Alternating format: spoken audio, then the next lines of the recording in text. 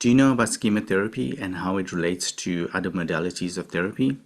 In this episode of the Moulding Health Show, we speak to Nicky Abdinor, a clinical psychologist in South Africa, about schema therapy and everything related to the topic. Before we start, I want to mention that this episode of the show is sponsored by Kitron and our ISO Evolve Adaptive Practice Management software. At Kitron, we know that healthcare practitioners in private practice want to serve their patients in the best way possible and with the highest service levels, which models the professional level in their therapeutic space with their patients. In our experience, most healthcare practitioners find out and upskill on the why, what, when, and who parts of private practice, but the how part is often not answered in as much detail as it could be. That's the reason that we reimagine how a traditional practice management software or medical billing software would work to allow our clients to start with an account that has everything you need to get your admin and billing done and allow them to upgrade within minutes to a product offering where they have a dedicated team. If you are a healthcare practitioner in private practice and want to see how our ISO Evolve Adaptive Practice Management software can help you in your private practice to reduce your time, anxiety, and effort around private practice management functions, please go to www.kitron.com/podcast and someone from our team will contact you to discuss how this could work for you. And now, on to the episode.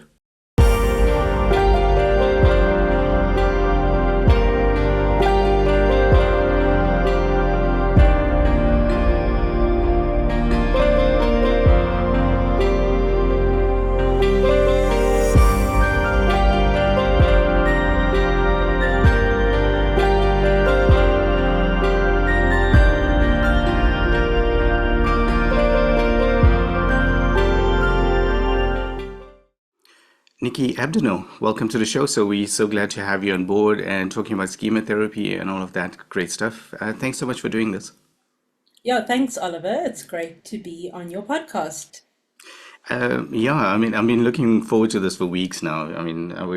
Our paths only crossed like a few weeks ago anyway. I think maybe more than a month. But I've been looking forward to this and really grateful that you accepted the invite to be on the podcast. I think to kick it off though, I'd like to ask, how would you introduce yourself to the audience? Okay, well, I always love to say to people is that I was born without arms, but not without attitude. So a big part of my identity is obviously having a physical disability. In a professional sense, I am a registered clinical psychologist. I'm also the founder of a non-profit called Nicky's Drive in South Africa, and a professional speaker. So one of the great things I get to do is to travel the world at times, to spread the word about having a positive attitude, but also a very realistic and healthy one. I love that actually. Sounds quite glamorous actually, traveling the world. And is it everything that it's made out to be in terms of? Well, I do love to visit new places, but I do think things have changed a lot from COVID. So a lot of the work that I do ends up being online now. So I don't always get to travel the world. So there are pros and cons, no jet lag, no long layovers at airports. I love to be in the new country, but I'm not so sure that I love to be on that aeroplane. Okay. Yeah, I love everything about that. I don't love the extended time, especially if you don't have your family and stuff like that, for us, because we had two little kids, the last time I used to do this quite a lot. But, I like airports. Airports have such a bustle to it. I'm always fascinated, seeing people in, out with their suitcases, like everyone has like their own journey and story. And I find that Yeah. absolutely amazing just to watch, like proper, Yes.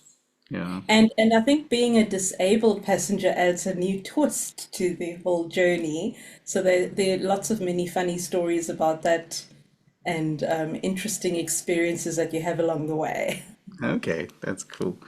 And then I think that probably could be another episode, but just to keep on target. And Nikki, when people listen to this episode, and I know we're talking about schema therapy, I think most people when they hear this as well, they would have the same expression as I did. It's like, what is that? But how would you like them to remember this episode? What would you like them to take away from it? I think something really important that I'd love people to take away from this particular episode on schema therapy would be to recognize that we are not prisoners of our past. So I think that's a big thing in therapy in general. Sometimes we feel quite focused on all the things that happened to us in our past, and yes, we need to process those things, absolutely. But to know, like, how do we make sense of the here and now? How do we move forward? And how do some of the things that have helped shape us, that kind of help us to kind of install uploads, install new software in our brains to just operate better? I love that. I can't wait to hear about it. And I mean, there's so many different ways, I can kind of relate that, around that intergenerational stuff, or trauma, intergenerational trauma. But yeah, I think a follow-up question from that, and what we normally introduce every episode with, is what is schema therapy? Okay, so schema therapy, not to launch into a 4 hour lecture, but the basics of schema therapy is that it came from cognitive behavioral therapy, or CBT, which I know a lot of people would be familiar with. So that's where it was developed from. And Jeffrey Young is a psychologist that in the 90s felt a bit frustrated with CBT because it was so focused on cognition and behavior, but he felt that there was some depth, also emotion focused, that was missing from CBT. So he developed schema therapy himself to use a lot of concepts from CBT, but also just take them a bit further in looking at what are our schemas. So if you are a CBT therapist, you'll know about core beliefs that we have. Well, schemas are on the line of core beliefs. It's about enduring patterns, almost like a life script that we've developed for ourselves over time based on early childhood experiences. And the schemas that we develop are almost ways that we view the world around us. We view ourselves, we view other people as well as the world. So understanding what our core schemas are is really important to understand the patterns that we have in our day-to-day lives. So it's almost like looking at some of those dysfunctional or unhealthy thought patterns that we have, like from CBT, but then trying to understand what are the emotional origins of those thought patterns. Where do they actually come from? So that we can work on healing those schemas and not being as reactive into maladaptive coping modes. So that's quite a mouthful to start off with. But what I just also wanted to say about it is that schema therapy basically looks at our core emotional childhood needs. And when those needs are not met, or maybe not met as we'd like them to, or lacking in some way, that's when a schema develops. So the basic core emotional needs would be like secure attachment and connection, autonomy, competence, and sense of self, freedom to express valid needs and emotions, spontaneity and play, and then also setting realistic limits, and boundaries. So those are kind of core emotional needs. And if they're not met entirely, or like I said, they're lacking in some way, then maybe a schema develops. So for perhaps a schema would be if you grew up in an environment where your core emotional needs weren't met in terms of nurturing and secure attachment, you might develop a maladaptive schema called emotional deprivation, which I know is quite a mouthful, but saying that, there were certain emotions that were just not met as a child. So as an adult, you've got that framework, that schema lens that you see the world. And then when you're in relationships that aren't meeting those needs, it gets activated. And without understanding what our schemas are, we end up being in a bit of a life trap, as Jeffrey Young always puts it, that we get into similar relationships where our needs aren't met. So schema therapy is really just unraveling those patterns, looking at our coping modes, and just trying to strengthen our healthy adult mode, as they call it. I love that actually. So, and I think I love it even more from an analytical approach. It's like and you can tell me if this is like the way I'm picturing it in my mind. It's like there's a certain blueprint for everyone, and let's call it the perfect world. It's a perfect world scenario. Here's the line like this, and every time those, like you said, the lack of emotional security happens, there's a deviation, and the line kind of like moves a little bit, over and above that. Would that be maybe a way to almost think about it? Like there's a deviation, Yes. but okay, good.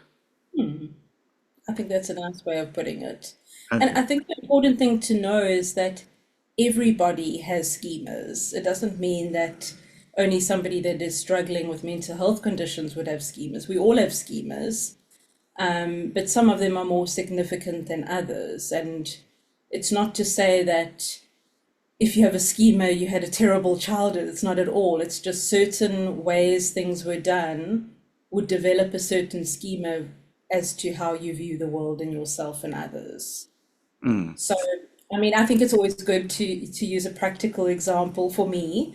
There's a schema, and I think all psychologists are definitely definitely guilty of the schema. Although I don't want to say guilty, but certainly have elements of it. It's called unrelenting standards and hypercriticalness. And I would say that I have that. I mean, it's almost like the overachiever idea, and I know where it comes from because of growing up with my physical disability. In a positive sense, I was always encouraged to do as much as possible, take part in things. And obviously, everybody knew that, kind of my intellect was going to be my strength, in that I couldn't do the same physical things as my peers. So I think whenever I did well at something, I got so much praise, which is wonderful. I mean, I wouldn't change it, but I suppose that kind of ingrained in me that I need to be perfect. I need to have everything done exactly right. And I am an overachiever. That's why I spent Easter weekend doing some work. This is terrible. Doing my therapy here.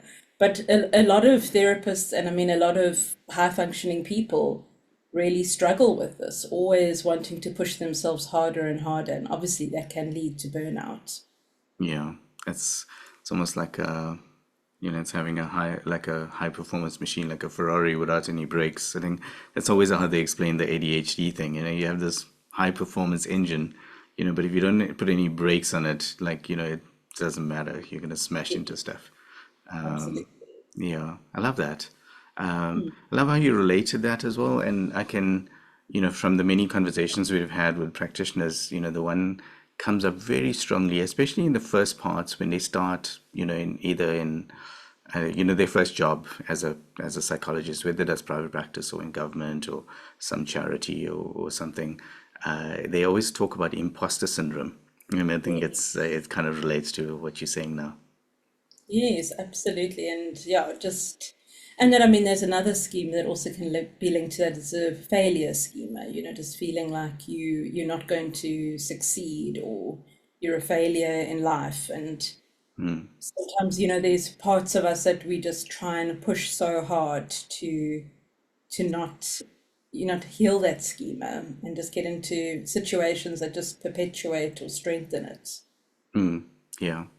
I like how you explained, it back to CBT as well, because I think, I always, when I first heard about CBT, I always thought that was great because in a world where, people are, I mean, it's the instant gratification type of era, everyone wants to, they want to watch a YouTube video and get fixed mentally or something. But, it's, I thought CBT and then, the work around the BWRT, started playing a little bit more of a prominent role compared to the psychodynamic approach, which seemed a lot more longer term therapy and stuff like that.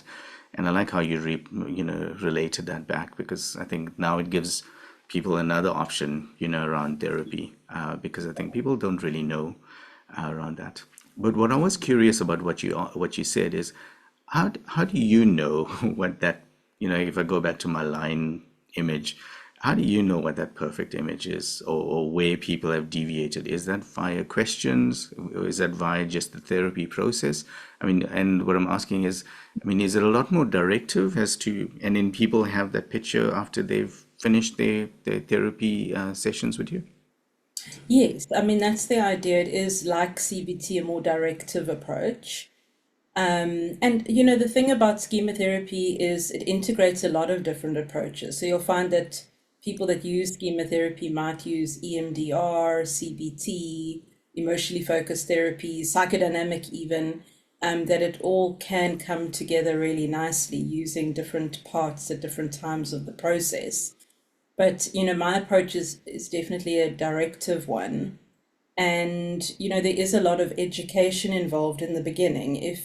If a client is open to doing schema therapy, if I introduce a bit to them, then what I would usually do is do the young schema questionnaire, which is a very long questionnaire. There's a long and a short version, but the long I'm still prefer, where the client will actually mark off questions. It's a whole lot of statements, and then decide between 1 and 6 how true that statement is. And it is just a guideline to kind of see what schemas come up, and it's always an interesting tool to use. But as a more seasoned therapist, you start to pick up schemas without even having doing that questionnaire. You can have a few guesses at what schemas would come up. And the tool in itself is just so helpful because, I mean, I find that clients love to use it because something practical and they're going to get a page back afterwards, which I do. I know some therapists might not share the direct results, but I think it is very helpful. And what happens is that you can even just use it as a tool to understand what's going on with the client, because sometimes maybe you assumed certain schemas would show up high, but they were very low. So sometimes you could even find that a person is maybe in a coping mode, like maybe they are being a bit avoidant or detached about their feelings and not wanting to put a big score on something. Or maybe someone's in so much distress, they've maybe had a lot of issues in relationships recently, so all their scores are like sky high, and they just want like, no, everything's terrible. And it's just interesting to see and to kind of interpret that. So it's beyond just the numbers, it's also looking at patterns, and it opens up like such a wealth of discussion when you look at the questions that scored high, and then you could spend a lot of time even just discussing, so why did you give a 6 to this one? Tell me what this links to. What is a memory that comes up for you? So it's really an incredible tool, and then you always refer back to it. So maybe in session you kind of see something coming up and saying, oh, what do you think the schema is that's at play here? I love it. I mean, and again, maybe it speaks to my, my need for like that supporting documents, that analytical thing. But I think for anyone seeing it, I think it's quite nice because it keeps you on that, on that path of like getting better. I think, sometimes within the therapy space, I've been through my own therapeutic process as well. But like, like they always say, the therapist always says, but you're repeating the same cycles, and that normally happens.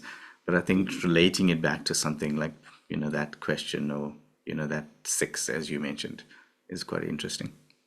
And also, what's nice is that later in therapy, you could do the questionnaire again and see, like, what are some of these schemas healing? Are they less intense? Or are you more open to kind of, like being more vulnerable and showing what scores are actually quite high for you that you might have not recognized in earlier times of doing the test? I love that even more, actually. The fact that it's even more, like progressive in that Mm. perspective. Yeah. I didn't ask you this question, but obviously, when you did your introduction, you did mention it. But you're a clinical psychologist. What does a clinical psychologist do, and specifically around schema therapy? Is it something that only clinical psychologists use?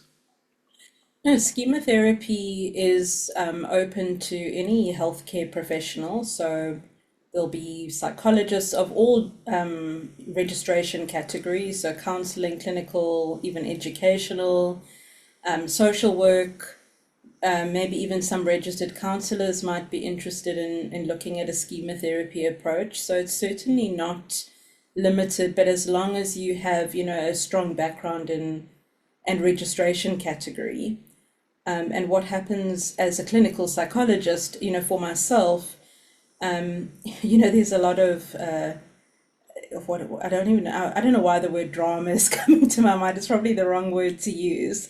But when it comes to registration categories, and now in South Africa in particular, we're more talking about scope of expertise, your scope of training. So sometimes a clinical psychologist might have done a lot of training in educational settings, so could still do career aptitude kind of assessments, whereas also a counseling psychologist might have spent a lot of time in psychiatric clinics and could actually do the work of a clinical psychologist. So just to clarify that, but strictly speaking, in my day, many, many years ago, when I did my master's in clinical psychology, there was obviously more of a focus on psychopathology, psychiatric disorders, some neuropsychology, and then our internship was based at a hospital.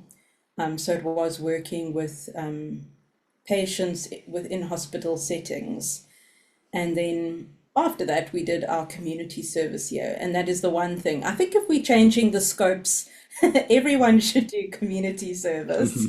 I actually found my community service year to be a wonderful year. And that's an extra year that you do, and it's actually just an extra year of experience Mm. in a hospital setting as well. And I worked in a forensic setting, which was an incredible experience for me, also just to identify what I'm really interested in. Yeah.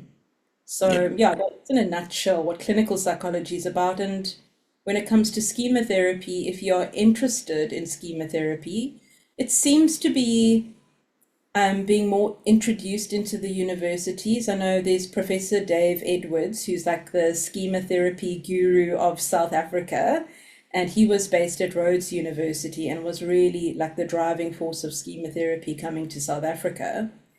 But more and more often you hear about some exposure to schema therapy in the master's courses, but mostly people start training later in their careers or, external to their master's degree, which is what I did.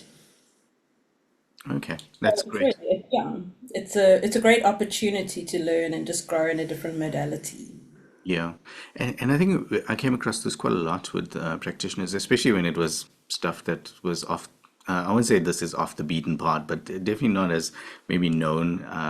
With some of the practitioners, was they got to a stage maybe in therapy, and I'm remembering a certain OT, and she spoke about the maze approach. I think it was Samantha Campbell, and she said, she got to a certain stage in a therapy where she found it wasn't as effective, and then she Mm. started looking at other options, and the maze approach kind of came up.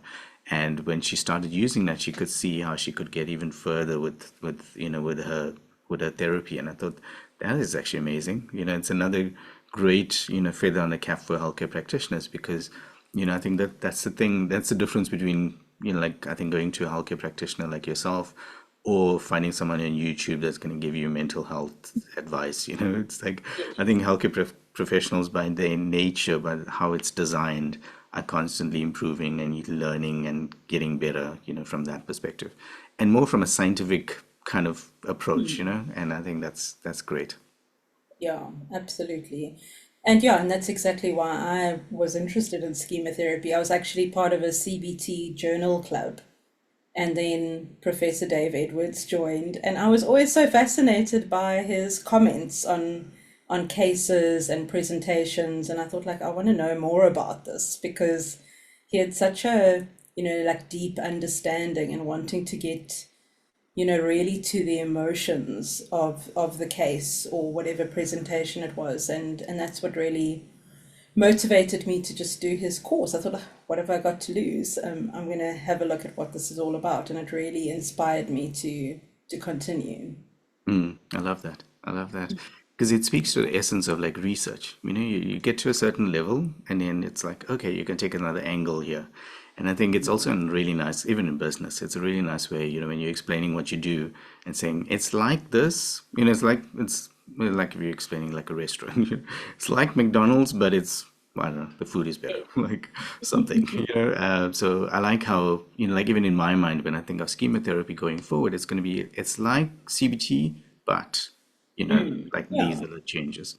I think And that's it's nice. certainly not discrediting CBT. I mean, I still love CBT. I think I apply it in my life 24/7. But it's just about a different angle, a different perspective. Yeah, no, agreed. Which is also another question I added on the brief in terms of this, because patients don't really know, right? So I will come, I think the next one as a follow-up to this would be talking about how would someone, what would a typical therapy process Mm. look like, bearing in mind that it's obviously not a cookie cutter approach. I mean, that's a key thing I learned through my many years with, speaking to healthcare practitioners.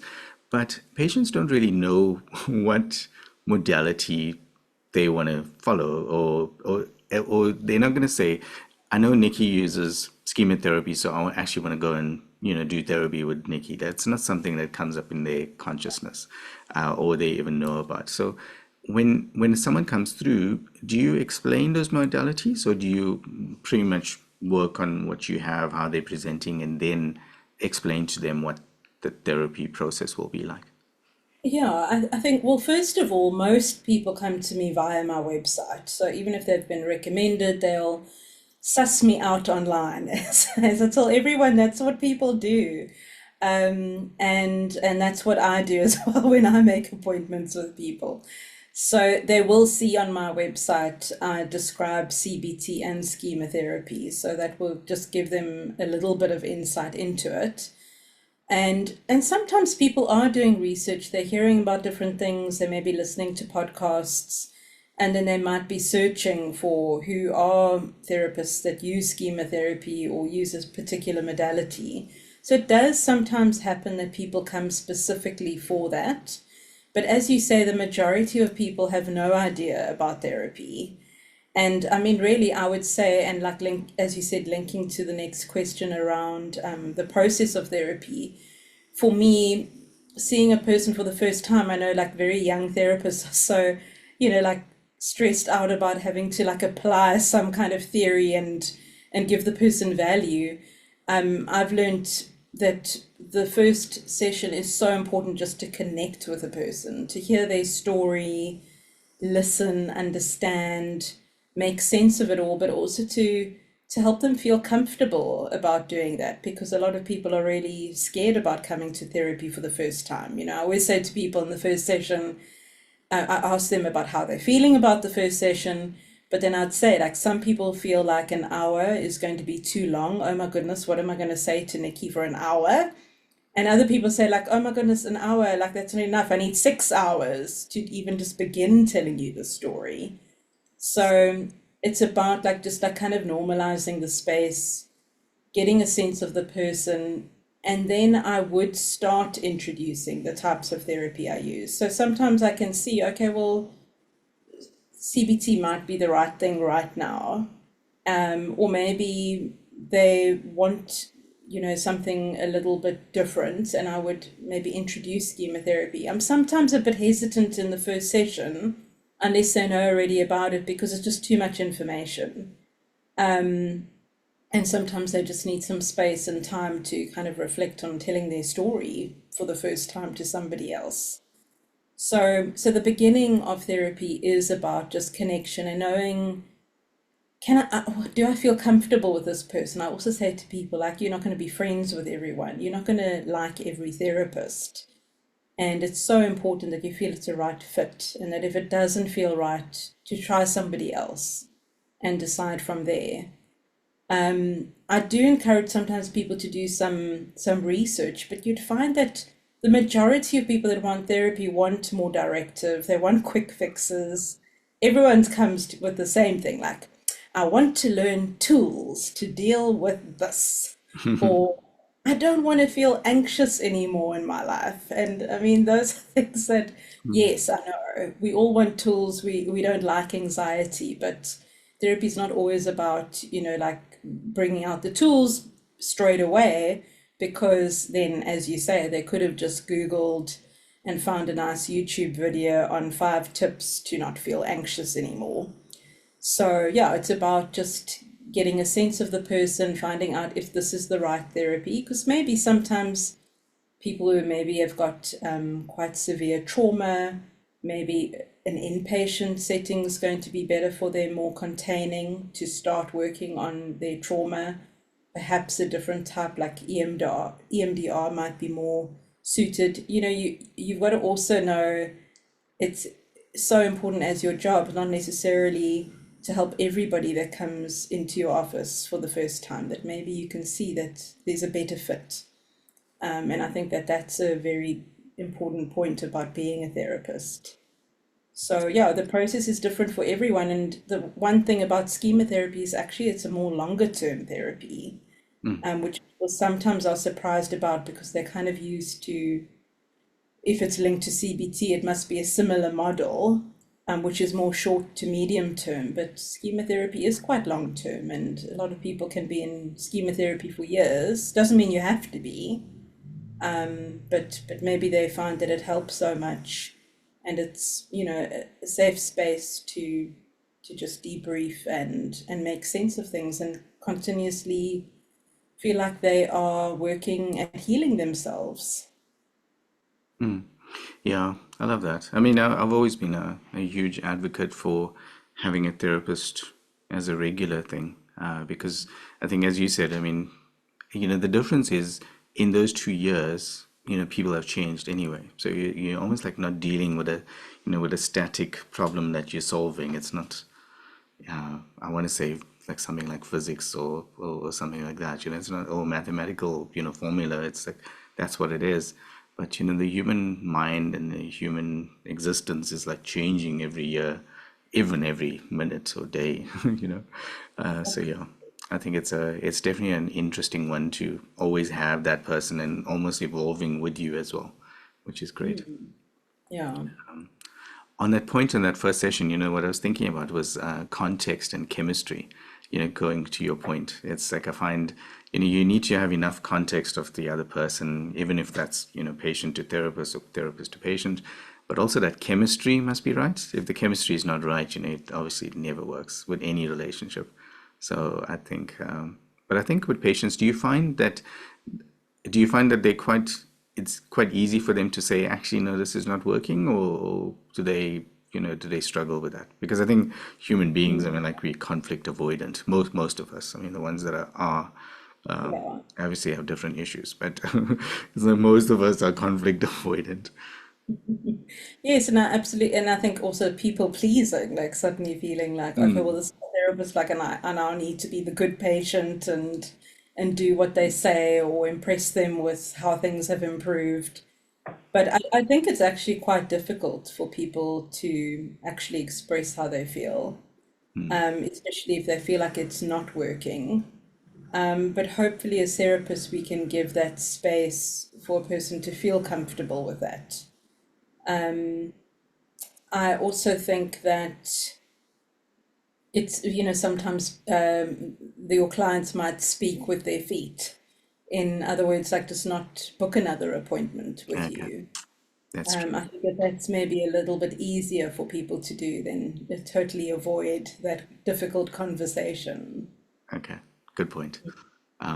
I'll never forget. I mean, the one there, I'm not going to remember who it was, but she said she was so grateful when the client booked again. It was obviously when she was just starting out private practice, but when they booked again, it was this validation that actually, okay, I actually offered enough value that they actually, Yeah, came back for another session, which mm, speaks to your point, which is absolutely. great. Yeah.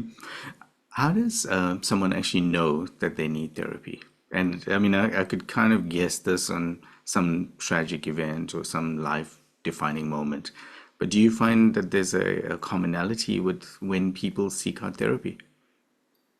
Well, I think the majority of people will seek out therapy in crisis, when they're just feeling like things aren't working out, and so maybe it is a trauma, or a major life event that happened.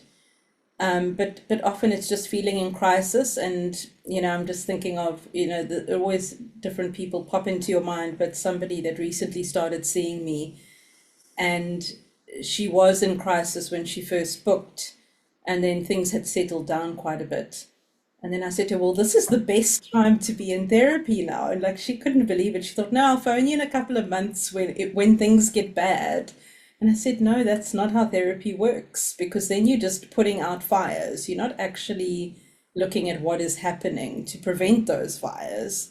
So people don't always understand that the best time to be in therapy is actually when you're struggling, but also when things are going well, to have the space and the courage to kind of look at other things and look at those patterns that always come up for you. So I think it's different for different people. I think the other image I have in my mind, again, just molded by lots of conversations, is it's like building a muscle. It's like you don't you just don't go to the gym for like 2 weeks and then okay, cool. Like I've got that muscle defined now. It's like a continual process. The mind, the coping mechanisms, all of that.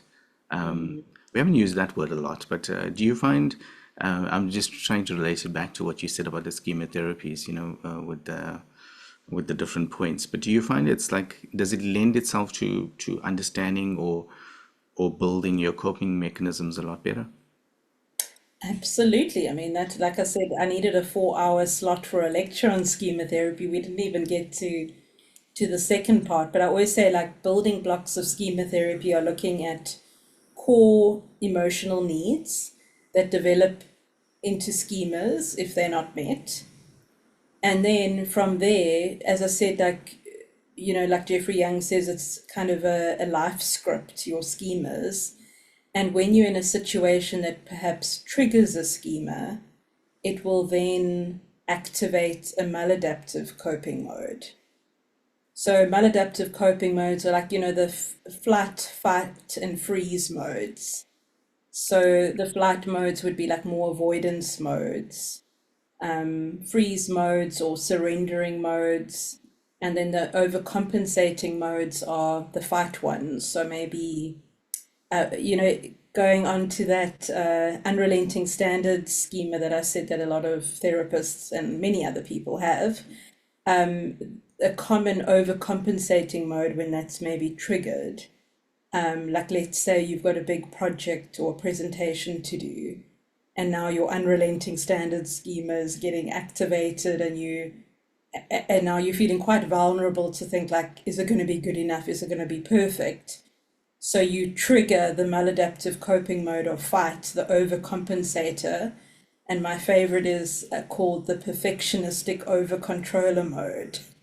So then you try and like do too much, put in 200%, think of every possible thing that could go wrong or could go right, trying to control everything. And what we say in schema therapy is that a lot of these coping modes worked in the past for you. That's how you survived. But as adults, they're not as healthy and they start to block us. So we need to actually work at lessening the use of the coping modes and then being more open to understanding our vulnerable modes, to take care of ourselves. So those core emotional needs that actually we can look after our vulnerable child modes, and then also just thinking about, like I said, just developing that healthy adult mode, so that you don't always retreat to those coping modes. So in schema therapy, coping modes are seen as quite a negative thing, although I know that they are there for a reason. That's how we've learned to cope over time. So the perfectionistic over-controller mode, you need to look at ways of like being less perfect, just being good enough, and how empowering that actually can be. The world's not going to collapse. Yeah, and what's interesting is, I mean, like the for especially teenagers, or I think it's even more. But from an anxiety point of view, people cut as as an example, and I always thought of that as a negative thing. You want to take that away. It's a bad behavior kind of thing, And as we were on the podcast, we had Dr. Jess Walker, and she's based in the UK. And she said, but if you take that away, they don't have anything else. And it almost like reframed my mind about thinking about it. It's like they don't have any other way, that they're coping with this. Why would you take it away? Not immediately anyway. I thought that was, so I think although it's a bad thing, it's like how they're getting through life at the moment. So, you don't really want to take it away. And I think Yeah, that's yeah, really, and understand, and it's about also, like validating people's needs and emotions and what they're doing. That, too often in life they've been told like what you're doing is wrong or bad, or you different, or there's something wrong with you. So to say like, I understand that sometimes it feels like this is the only thing that you can do to make you feel better. It must be hard. no, Just agreed. a different angle. And I think that's what's so valuable about therapy is that so often we didn't get those messages that it's okay, or that somebody actually remembers how you feel or is interested in how you feel. Yeah, and I mean, I think we're making a good case for, therapy itself, but I don't think I've ever asked this question from a practitioner, but do you have a recommendation? And again, there's no right or wrong answer with this, but do you have a recommendation when someone should actually start in therapy? And again, let's take money off the table. Let's say, you had unlimited money, you had unlimited funds, and you could make the time for this. But is there a recommendation that you would say when a person should start in therapy? And I'll just give you some context as to why I say this. So, I mean, I've got a teenage daughter, and I find, obviously the teenage years are already a little bit traumatic, and going through that. And then you go into this really important stage of your life, university, and then also maybe finding a partner, like a life partner. And in my mind, that's probably another like really like important decisions in life because there's so many things that happen. Well, I won't say things that happen, but lots of issues get created if you're in a wrong relationship, abusive relationships, all of those kind of things. And so you almost like need this guide, to help you with that. And I find, most of the time it's like, okay, no, but you'll learn that from your parents. So and we know that one doesn't go well, because parents don't know as well, just because you're the parent doesn't mean you know all of these things. So do you find, I mean, and do you have an opinion on when therapy should actually start? Or do you see, I mean, you already said it's not, you shouldn't do it, just do it when something bad happens. Yeah, well, I mean, if there were no resource issues, I think like everyone should be in therapy. Okay. Actually, and that's Fair a bit enough. of a biased opinion. But I think it's also finding a balance, it's not wanting to pathologize everything. And maybe that is, what is slowly happening is that people are necessarily viewing a therapist as something's wrong and I need to be fixed. That it's more a process of self-development, learning about themselves. So people in different types or phases of their life would might use it because they want to understand themselves better and work through things. So I think it's a balance because we don't want to over rely on therapy. Sometimes, I'll see somebody for therapy during a very difficult time of their lives. They do much better. They maybe stop seeing me and then they come back to therapy maybe a few years later, which often does happen. And then they want to immediately go back into that pattern of like seeing me every week.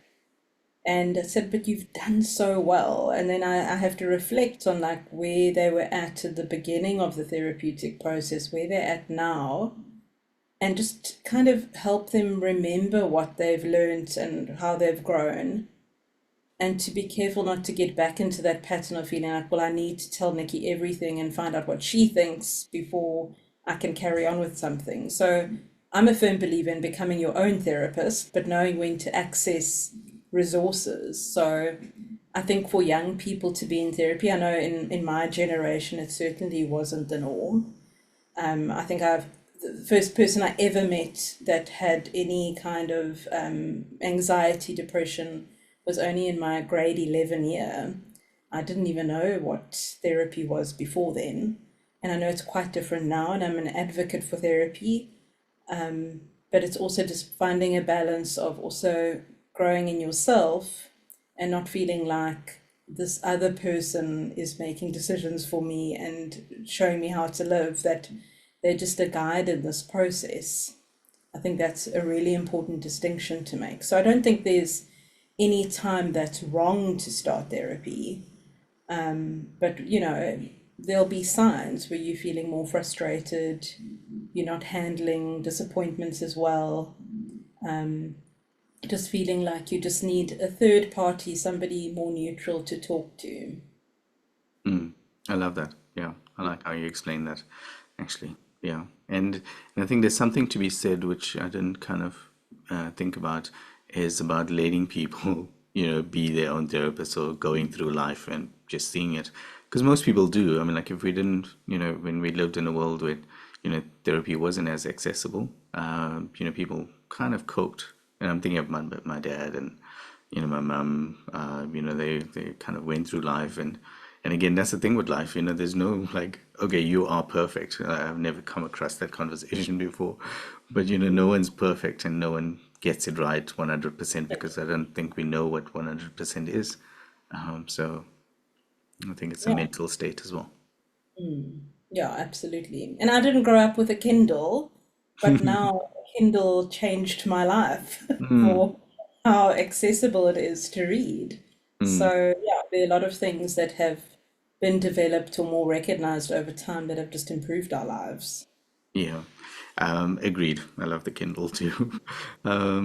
Yeah, and so if I think of, I'm not sure if we covered this in detail, but I do want to say even before I say the next thing, is that I don't think we ever, with every topic we cover, I think we never ever going to cover it in the detail that it deserves. I think we probably need volumes of time for that.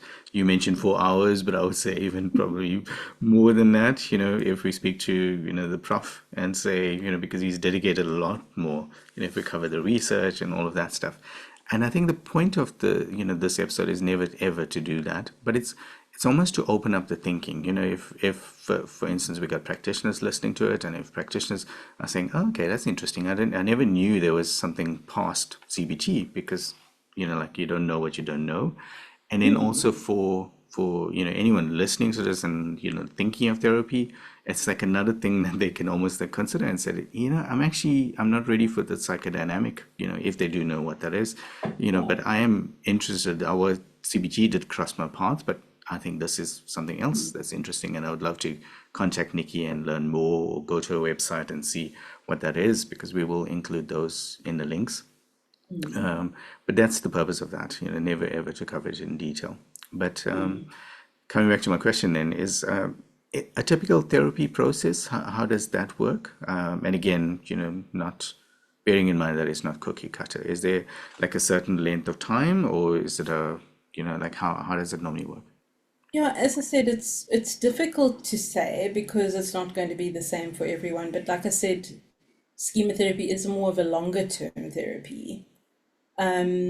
But having said that, it doesn't mean you need to be in years of therapy to get benefit from it. So for me, and this is the model that I use, like I said, first session's really just a connection session and kind of understanding what's going on, learning a bit more about you, and then introducing the type of therapy that I think would be useful. And then I always say to people, sometimes people want to say, like, how many sessions do I need? Like, tell me. And I'm, like a broken arm requires plaster Paris, 6 weeks, and then it's healed.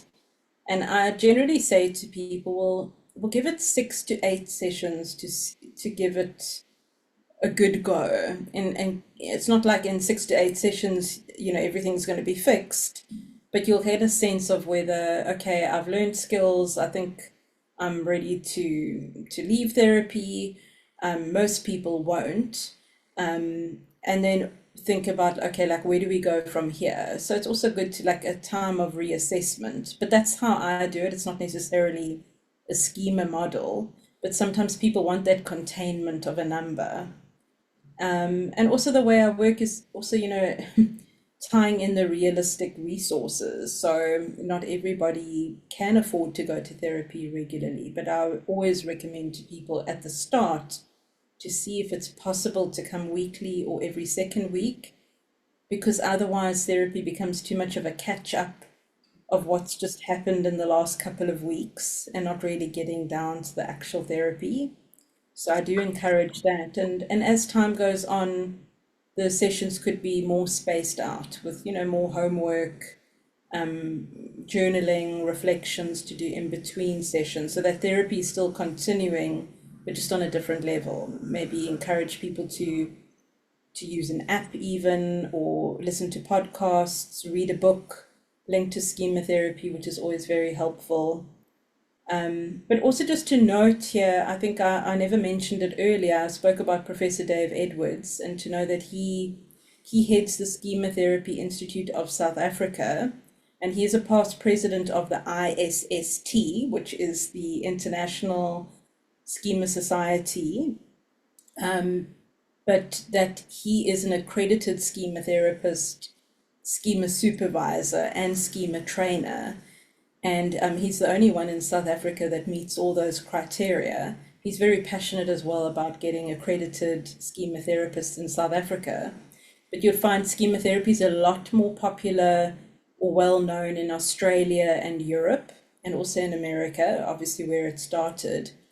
And it's becoming bigger in Africa and South Africa and other parts of South America too. But I'm not an accredited schema therapist. I have a strong interest in schema therapy, and I think it's important just to say that, because I don't think that therapists should hold back from using a modality just because you're not accredited, but obviously always do it within your scope and within your skill set. Because as a schema therapist, I mean, even if you are accredited, you're continuously growing and learning. Okay. Yeah, thanks for mentioning that. That actually makes a lot of sense. Because I think the next question was going to be asking about resources or books or courses, that you would recommend to someone. Obviously, like I said, we're not going to cover it in an hour, but if you can if you could get pointers in terms of directions, do you normally have something like that you provide to your patients or anyone looking for information? Well, in terms of, well, let me start with training and then go to resources for clients and for other therapists. So starting off, Dave Edwards does do accredited schema therapy training, which I've done. So I've got a diploma in schema therapy, which is part one and part two. And he's now doing that strictly online. It used to be in person, but I think it's become more accessible online now. So you can do his training. And then what I did, because I've done his training, I put together a course online. It's through Calabash, which is an introduction to schema therapy part one and two. And I actually put it in view, maybe it's my unrelenting standard schema speaking here, but it was kind of a crash course in the basics of schema therapy to prepare you to do Dave Edwards training. So I found that when I did that part one with Dave, I didn't know enough about schema therapy. I was kind of thrown into the deep end. So I designed an online course which is on demand, so that people can get a good background, and they'll get a sense after that, like, oh no, I have to do Dave's training now. Or maybe I need to learn more, read more. So those are the training options. What I loved about COVID, there was a lot I hated about COVID, obviously, but what I loved about it is opened up so much training internationally online. So during COVID, I went on my schema therapy binge, and I did so much training with a lot of people in Australia and also in Europe. Books wise, I think that the most practical book that's out on the market, I think more need to be written. It's called Breaking Negative Thinking Patterns. And now I always have to look at who is the author of this book. It's Gitta Jacob and Honey van Genderen et al. So that was published in 2015. So I was prepared for this, and it's quite reasonably priced too. So that's a practical book. It's quite a self-help book, but it really explains schema therapy well.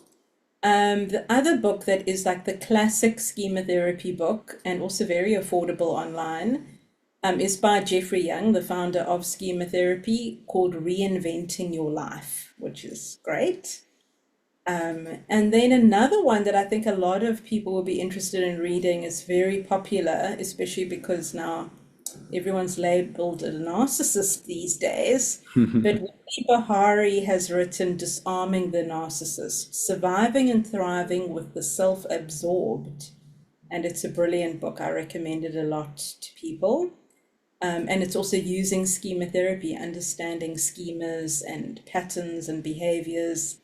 And maybe if you perhaps married to somebody who has narcissistic tendencies or personality disorder, how to actually kind of disarm them, like how to work with them if you decide to stay in that relationship. So it's very practical, very useful. So those are the main books that I would recommend. There's also a wonderful podcast that I send to everybody. It's two Australian women, and it's called The Good Mood Clinic. And it's a wonderful podcast, and it's mostly schema related. Love that. And do you find with those books, is it more geared towards practitioners or is it more geared towards, someone that wants to find out about that stuff? Well, the Breaking Negative Thinking Patterns is a self-help book, but I do find it's still very educational Okay. and not necessarily as practical. Like I said, there needs to be another book. I just don't have the time to write it. But I think there is a need for more practical. There are so many brilliant books for practitioners, but everybody says start with Reinventing Your Life by Jeffrey Young if you're a practitioner. But I would definitely say the Breaking Negative Thinking Patterns for clients that are interested in schema therapy. Okay, good. That's I didn't ask that before, but I think I started asking that a little bit more as well. Because like I said, I think there is a different, and I think or the reason for asking it is, do you need some background information even before that, to start understanding, some of Yes. the concepts. But it sounds like those could be good resources, Yeah. especially the last one you mentioned about the narcissistic, dealing with the narcissist or someone like that. I think would be interesting. Um, and in terms of ethical considerations, do you find that there's anything that you need to bear in mind, when working with schema therapy? I think the first one is be obviously upskilled on it, so Yes. that you can give the best therapy. But anything other than that? Yeah, I do think it's important to have done training and, be in supervision, which I think is very important if possible. I do run a schema therapy peer supervision group that I also started in COVID. And I think that ethically, I mean, it's the same for any type of modality. It's just about considering what the client needs. Is this the right fit for them? I know with schema therapy, there's certain stages in the therapeutic process which you have to be cautious about. If there is a lot of trauma and then you're doing perhaps, some exercises like imagery rescripting, which we haven't even been able to get into. But so one of those are one of the therapeutic tools or exercises we use. And I think you've got to be careful, you don't just launch into that straight away. You build a relationship, you build a space of trust and safety with the client before you do that type of work. And also just to make sure, sometimes we're seeing somebody for therapy in the middle of their workday, and it's difficult. So it's what we recommend is that if you're going to be doing that kind of trauma work, to ensure that the person sees you maybe at the end of the day, and that they've got space to kind of reflect and decompress. Then imagine just finishing a session and then you've got to do a presentation to your manager. That's not great. Yeah, yeah. I don't think anyone's mentioned that long enough or often enough, but that's actually practically that's pretty cool. I think the word that comes up, I mean, psychologists love this word, but contained, they're Yes. contained enough to leave your therapy Yeah. session. But what you just took it one level up and said, yes, they could be contained, but if they're going to go and now do, like you said, in a high profile presentation, they're not still going to be in the right frame of mind, I would think. No, Yeah. absolutely not. Or if they're a school teacher and they see you just before the work day starts, and then they have to deal with 35 children in the in the classroom that it might be quite difficult to have Yeah. the energy. Sometimes people have different types of therapy, different stages of the process. You might leave energized, and other times you might feel like it's almost like having a detox, a heavy detox massage where Mm, you feel that, actually you just need a quiet space and time for yourself. mm. No, definitely. Yeah, I Mm. love this. We do have to start wrapping up. I Yes. feel like we can easily talk for another hour. Because as you said, we didn't even cover, the true meat of it. But again, I go back to the goals of this podcast is not to, I think, to unpack it in every detail. It's to provide context and awareness, I think, for the various things, and obviously put a name to some of these areas as well, so Yeah. that they can almost refer back to Nikki if they did need more information. But my last question I always ask is there anything else that you thought I should have covered that I didn't? Bearing in mind, obviously, it was a very cursory view on it. No, I think that we did cover a nice amount of the schema therapy to give a good introduction. So I do think that do some research, read up more, see what you can find online, and see if it resonates with you. I think that's the most important thing, that not every therapy is going to sit well with every person. Okay. On that note, thanks so much for doing this. Thanks so much for your time. It was an honor to have you on the show. Thanks, Oliver. Great, and look forward to working together. Hi, everyone. Thanks for listening. If you like this content, please subscribe to our channel, like the video, and leave a comment in terms of what you did like and what content you would like to see in the future. This helps us to keep doing what we're doing. And as a reminder, if you are a healthcare practitioner in private practice and want to see how our ISO Evolve adaptive practice management software can help you in your private practice to reduce your time, anxiety, and effort around private practice management functions, please go to www.kitron.com/podcast, and someone from our team will contact you to discuss how this could work for you.